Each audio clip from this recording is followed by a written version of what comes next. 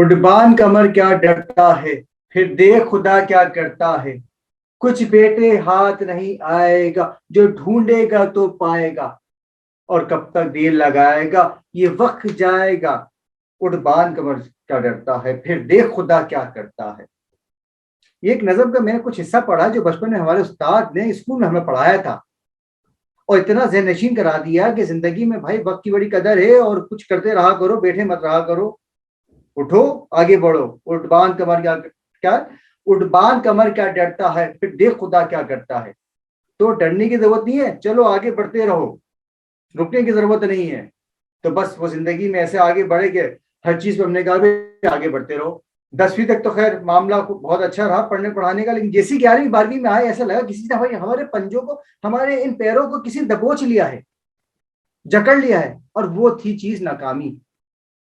ایک بار ہوئے، پوچھا گھر والوں نے کیا ہوا، ہم نے کہا پرچے رہ گئے۔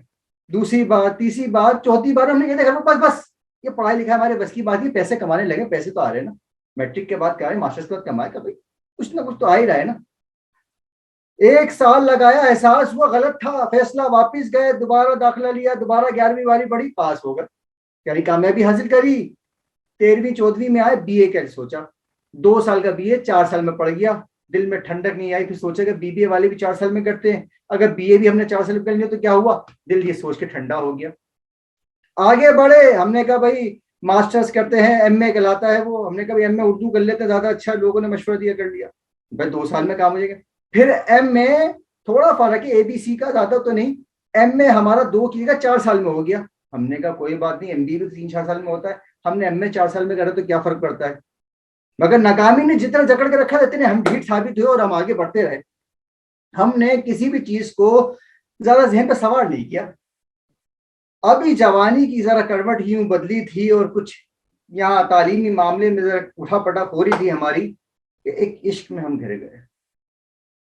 اب عشق میں کیا ہوا، وہ لڑکا کیا کہہ رہا تھا، وہ اس لڑکی کی زبانی میں سناؤں گا تو ذرا اچھا رہے گا، کہ اس وقت ہماری جو عمر تھی کچھ سال پہلے، زیادہ نہیں 2-4 سال، زیادہ پرانی بات نہیں کر رہا ہوں، پھر بھی تو وہ کیا تھا ذرا سنیں، اور اس کے بعد آپ خود اندازہ لگا دیں گے اس میری سنجیدگی اور غمزدگی کا۔ تو گار تمنا خراب یاس، ایوان نشد کو ماتم سرا، جلوے زار ہستی کو مسکن ظلمت بنا کے کہاں جا رہی ہے، واپس آ اے نامعلوم منزل کی راہ رو، واپس آ، تیرے جانے کے بعد ہماری دنیا میں صرف آنسوؤں کی آبادی رہ جائے گی۔ آفتاب و مہتاب، دل کے داغ، تارے رات کے جگر کے آبلے، یہ رنگین پھول زمین کے جسم کے زخم کے مان ہو جائیں گے۔ اے صنم، اے میرے صنم، اے ناطق جمال، تو کیوں بے کس پکار کا جواب نہیں دیتا؟ کیا میرے لیے اب تیرے پاس ایک حروف بھی نہیں؟ ہائے ہائے، پھول ہے خوشبو نہیں، مکان ہے مکین نہیں، سلطنت ہے ملکہ نہیں، تو جا چلا گیا، تیرے الوداعی پہ میں تجھے کیا دوں، میں تجھ کو ایک الوداعی بوسہ دیتا۔ یہی اولین اور یہی آخری محبت کا بوسہ ہے۔ اور یہ وہ قصیدہ غم تھا زندگی کا، جس میں ہم بس سمجھ میں نہیں آ رہا کہ کیا ہو، زمین پھٹ پڑے یا آسمان ٹوٹ پڑے، کیا ہو، بس سمجھ نہیں آ رہا تھا، اور بہت تکلیف کی شدت اتنی زیادہ تھی کہ بتا نہیں سکتے۔ ایک لمحے واقعی اس کا غم محسوس ہوتا ہے ابھی، مگر زندگی میں ہم نے سوچا، استاد نے کہا تھا آگے بڑھتے رہنا، وقت کا خیال کرنا۔ پھر کیا ہوا، ہم آگے بڑھے، اتنا ایک آتے بڑھے کہ ہم نے شادی کر لی، 3 بچے ہو گئے۔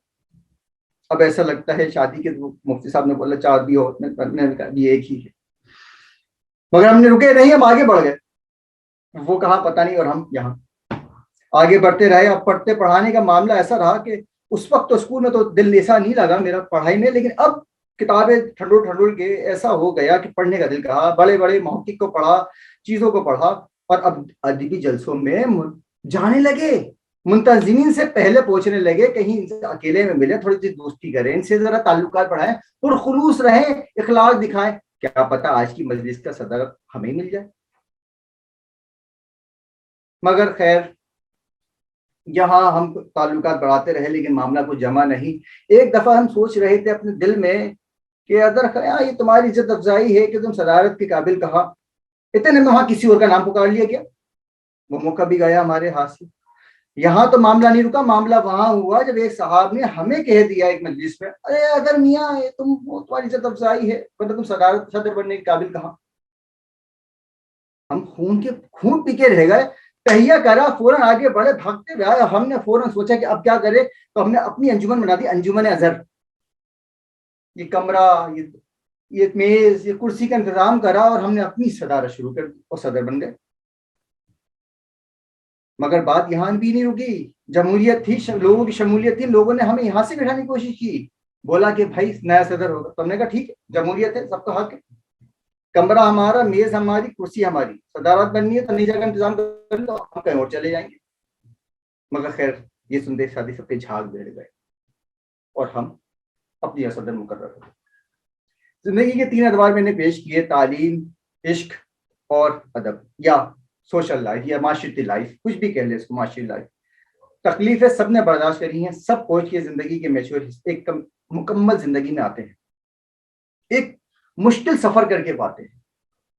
میرا صرف سب سے ہی کہنے کا مقصد ہے, زندگی کو ایک جگہ کھڑے ہونے کا منزل کا نام نہیں ہے, ایک جگہ منجمد ہونے کا نام نہیں ہے.